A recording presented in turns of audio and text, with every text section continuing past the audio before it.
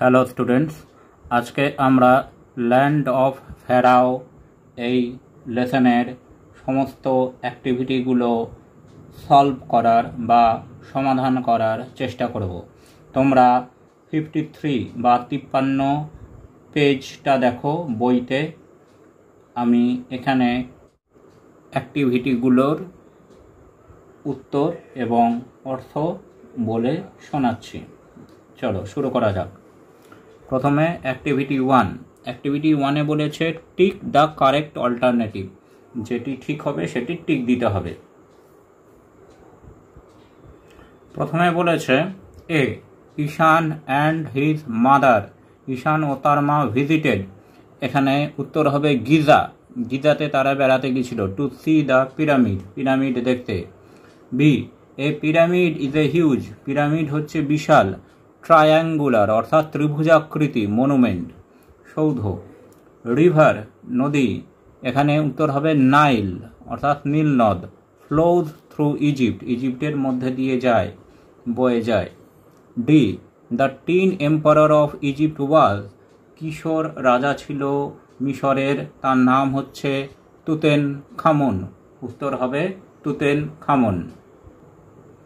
এইবার 2 নম্বরে দেখো অ্যাক্টিভিটি 2-তে বলেছে complete the following sentence with information from the text, অর্থাৎ বই থেকে ইনফরমেশন নিয়ে আমাদের এই সেন্টেন্সগুলো বা বাক্যগুলোকে সম্পূর্ণ করতে হবে।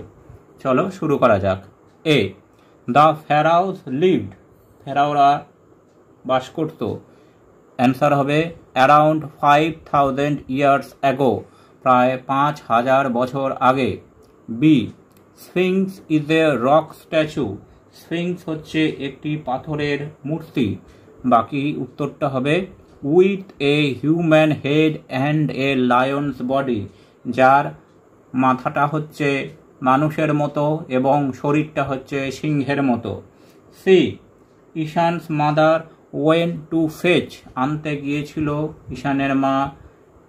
বাকিটা উত্তর হবে a couple of sandwiches and water from car, sandwich আর জল কার থেকে আনতে গিয়েছিলেন।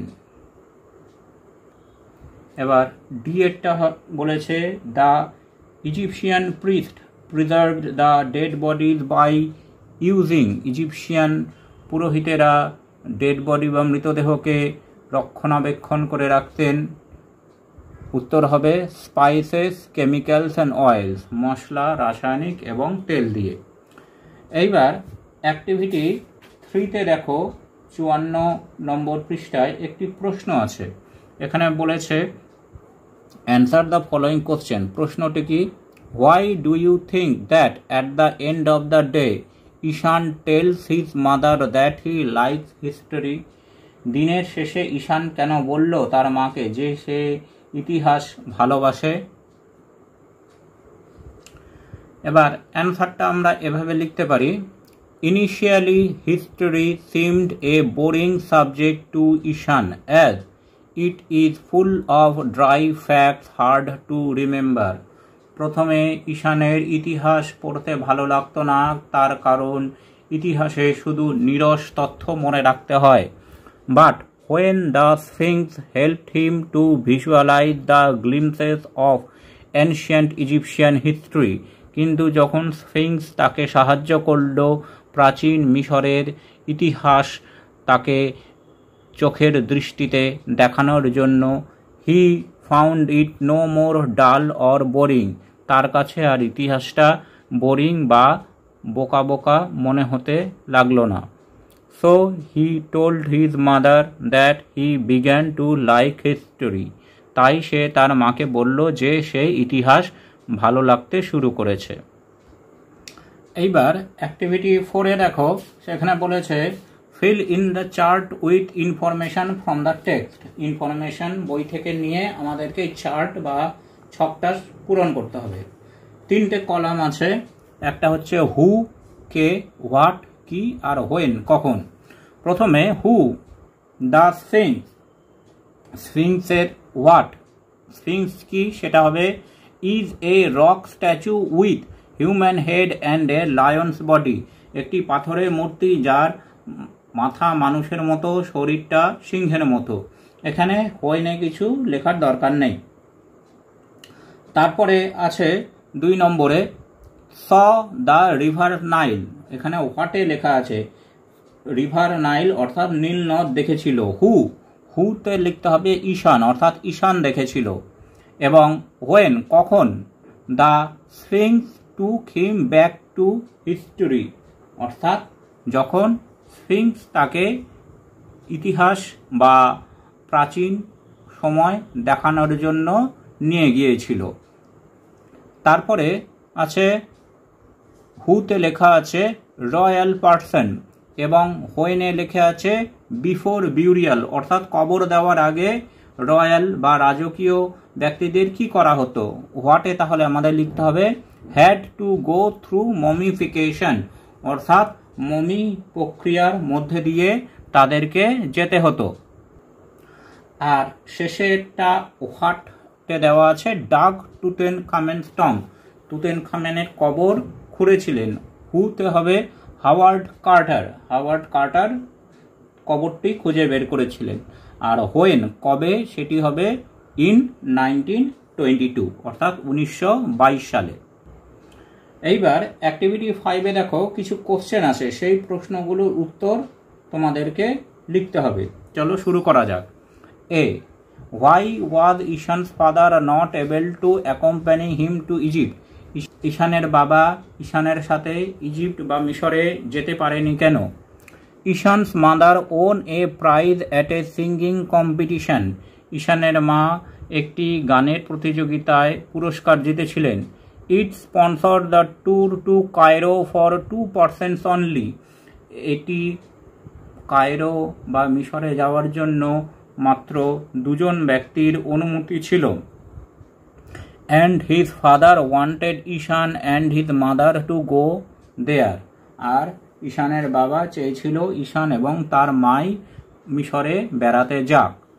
B, what does the sphinx represent? Sphinx কিসের প্রতীক? The sphinx represents intelligence and strength. Sphinx হচ্ছে বুদ্ধিমত্তা এবং শক্তির প্রতীক। তারপর বলেছে C, name the biggest pyramid of Egypt. ইজিপ্টের সবথেকে বড় পিরামিডের নাম লেখো। Pharaoh Khufu's pyramid is the biggest pyramid of Egypt অর্থাৎ ফেরাও খুফুর পিরামিড হচ্ছে সবচেয়ে বড় পিরামিড ইজিপ্টের মধ্যে। D, why was Ishaan's mother surprised when she returned to her son? যখন ঈশানের মা তার ছেলের কাছে ফিরে এলেন তিনি তার ছেলেকে দেখে অবাক হয়ে গিয়েছিলেন কেন? When Ishaan's mother returned to her son she was surprised because Ishaan did not move a single step from the spot where she left him. ঈশানের মা ঈশানকে দেখে অবাক হয়ে গিয়েছিলেন কারণ তিনি দেখলেন যে ঈশান এক পাও নড়েনি তিনি যেখানে ঈশানকে ছেড়ে গিয়েছিলেন সেখান থেকে। এবার অ্যাক্টিভিটি 6A-তে দেখো feel in the blanks with suitable verb. Verb দিয়ে এই শূন্যস্থানগুলো পূরণ করতে হবে। চলো শুরু করা যাক। 1 নম্বরে the girl is playing alone. মেয়েটি একা খেলছে, এখানে ইজ হবে। A carpenter and blacksmith live in our street, এখানে লিভ হবে বাস করে। The king is very powerful, রাজা খুব শক্তিশালী, এখানে ইজ হবে। 4, the sisters and brothers are running in the field, এখানে আর হবে। এরপরে দেখো তোমাদের 55 নম্বর পেজে কিছু সাবজেক্ট ভার্ব এগ্রিমেন্টের আলোচনা আছে। সেখানে বলা হয়েছে, প্রথমে বলা হয়েছে দুটো নাউন যদি অ্যান্ড দিয়ে যুক্ত থাকে এবং দুটি নাউন যদি একটি ধারণা বা আইডিয়া প্রকাশ করে তাহলে তার ভার্বটি সিঙ্গুলার হয়। তারপরে বলেছে একটি সিঙ্গুলার নাউন বা প্রোনাউন যদি অপর একটি নাউন বা প্রোনাউনের সাথে with, as well as beside, together with এইগুলির সাথে যুক্ত থাকে তাহলে তার ভার্বটি সিঙ্গুলার হয়। এবং পরের পৃষ্ঠায় বলেছে যে নাউন বা প্রোনাউন যদি আইদার, নাইদার, ইচ, এভরিওয়ান ইত্যাদি দিয়ে থাকে, শুরু থাকে, তাহলে সেই সেন্টেন্স বা বাক্যে ভার্বটি হবে সিঙ্গুলার। এবার 6bতে কিছু ফিল ইন দ্য ব্ল্যাঙ্কস আছে, সেইগুলো আমরা এই আইডিয়া বা ধারণা থেকে সলভ করার চেষ্টা করি। 1 নম্বরে curry and rice. Curry and rice, এখানে দুটো জিনিসের কথা বললেও একটাই ধারণা, অর্থাৎ খাবারের কথা বলছে। এখানে ফিল ইন দ্য ব্ল্যাঙ্কসে ইজ হবে। Curry and rice, singular verb is, my favourite dish. তারপরে 2 নম্বরে নো নিউজ। নিউজ প্লুরাল শব্দের মতো শোনালেও নিউজ আদতে একটা সিঙ্গুলার আইডিয়া, অর্থাৎ সিঙ্গুলার আইডিয়া থাকলে সিঙ্গুলার ভার্ব বসবে is. No news is good news. তারপর এভরিওয়ান, এভরিওয়ান দিয়ে যদি কোনো বাক্য শুরু হয় তাহলে সিঙ্গুলার ভার্ব বসবে, তাহলে everyone is present today in the class.